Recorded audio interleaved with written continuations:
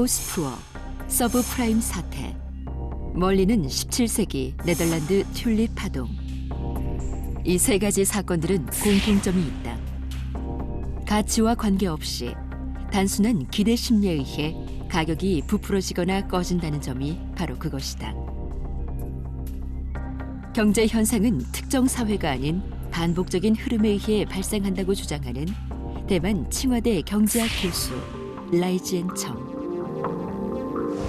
그는 경제사 미스터리 21을 통해 역사를 재해석하고 오늘날의 경제 위기에 새로운 답을 제시하고 있다.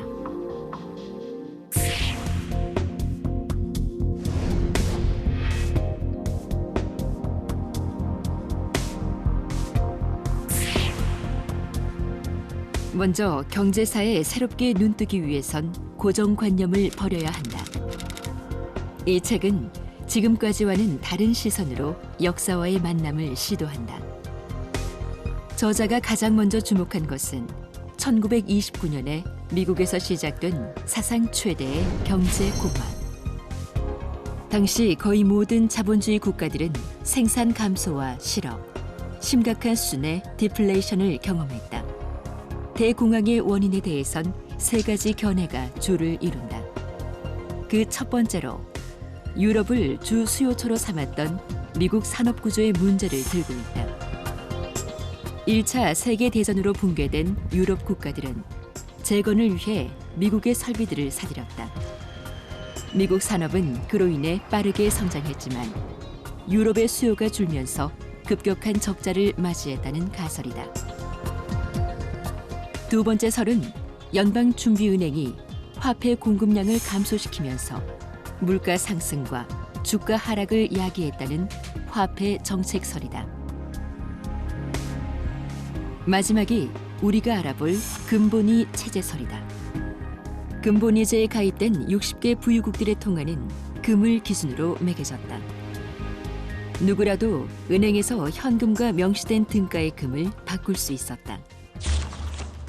세계적으로 연결된 금본위 제도는 환율 안정으로 이어지면서 국제무역과 금융거래에 도움이 됐다. 하지만 영국 경제가 쇠락하고 승승장구하던 미국 역시 쓰러지면서 황금클럽 회원국들은 도미노처럼 무너졌다. 금본위 제도라는 경직된 규정으로 인해 경제정책 이반자는 은행의 도산을 막을 수 없었을 뿐 아니라 금융공황 상태의 확산을 저지할 수도 없었다. 국제 금본위 제도는 대공황의 핵심 요소가 된 것이다. 반면 금이 아닌 은본위 제도를 채택한 중국은 건재했다. 은본위 제도를 채택한 중국의 화폐 가치는 국제 금 가격과 아무런 관련이 없었고, 따라서 변동 환율을 채택한 것과 마찬가지였다. 1929년에서 1932년 사이 금본위 제도를 채택한 국가의 물가는 30에서 40% 정도 대폭 하락하였지만 중국의 물가는 오히려 25% 상승하였다. 같은 맥락에서 각 국가들은 금본위 제도를 포기한 이후 비로소 경제를 회복할 수 있었다. 이처럼 책은 경제사를 새롭게 해석하면서 우리가 몰랐던 역사의 이면을 날카롭게 파헤친다. 이런 낯선 시각은 너무나 당연하게 생각해오던 소위 고정관념들을 과감히 흔들 법한 이야기들로 눈을 돌린다. 저자에게 포착된 고정관념은 산업혁명과 증기기관에 관한 것이다. 보통 산업혁명을 이야기할 때 가장 먼저 떠오르는 단어는 증기기관이다. 그런데 이 증기기관이 영국의 산업혁명 시발점이 아니라면 약간 당황스러울 수도 있겠다.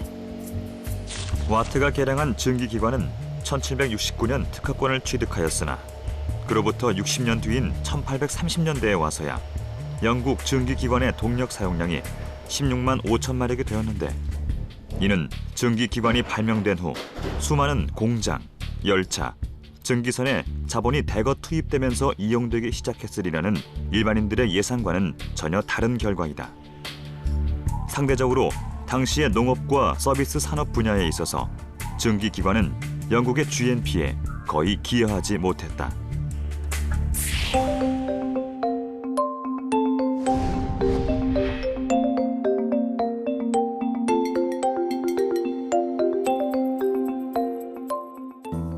최근 널리 알려진 역사 가운데 일부는 굳어진 인식에 의해 형성되었음을 꼬집는다.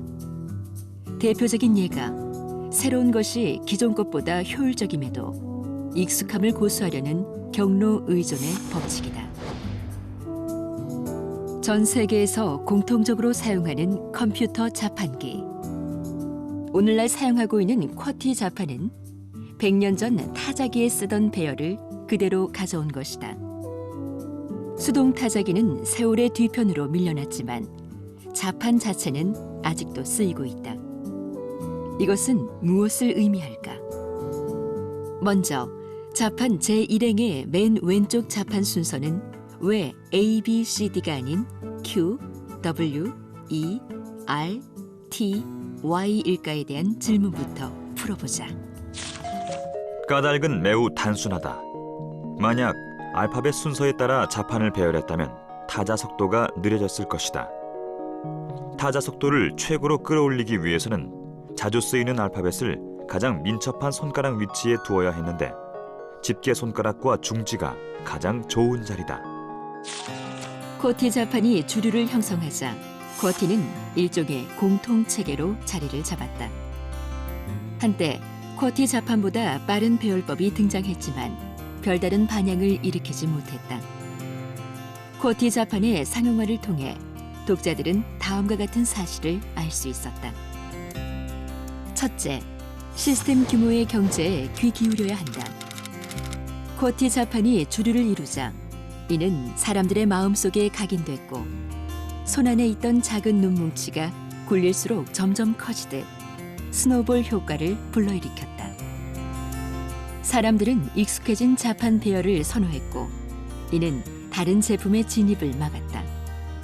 결국 쿼티 자판이 대중화되는 결과를 낳았다. 둘째, 준비 가역성이다.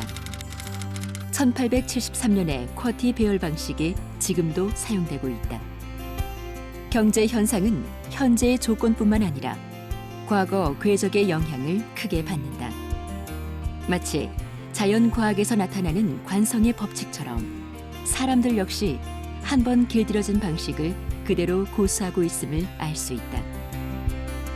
저자는 이러한 경로 의존의 법칙의 대표적인 예로 쿼티 자판과 아울러 고대 로마 전차의 너비를 그대로 사용한 철도 궤관 국제표준 수치를 소개하며 경제사를 향한 시선을 다음과 같이 정리하고 있다. 경제 현상은 과거 궤적의 영향을 받을 수 있으며 현재의 조건에 의해서만 좌우되는 것은 아니라는 것이다. 역사의 과정은 장기적인 영향력을 발휘할 수 있으며 비록 과도기적인 변화라 할지라도 기나긴 시간 효과를 창출할 수 있다. 역사는 우연히 만들어지는 것이 아니다.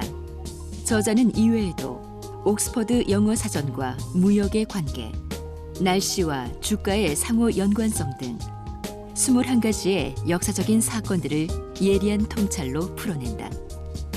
경제사에 대한 흥미를 유발하고 역사를 향한 새로운 시선을 갖게 한다는 점에서 이 책은 가치를 다한다.